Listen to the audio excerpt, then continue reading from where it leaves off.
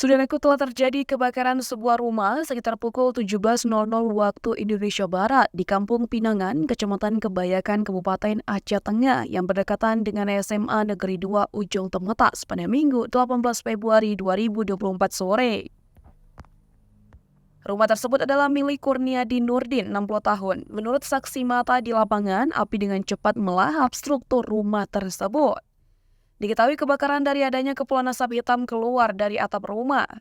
Upaya pemadaman dilakukan oleh warga setempat sebelum penanganan dilakukan oleh Badan Penanggulangan Bencana Daerah atau BPBD Kabupaten Aceh Tengah.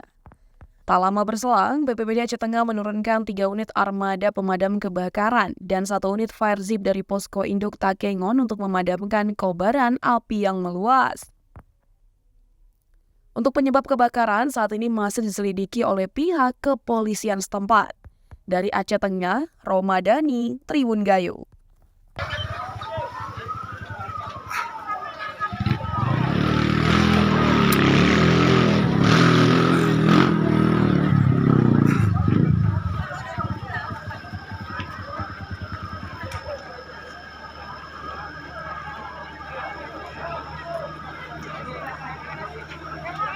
Kak,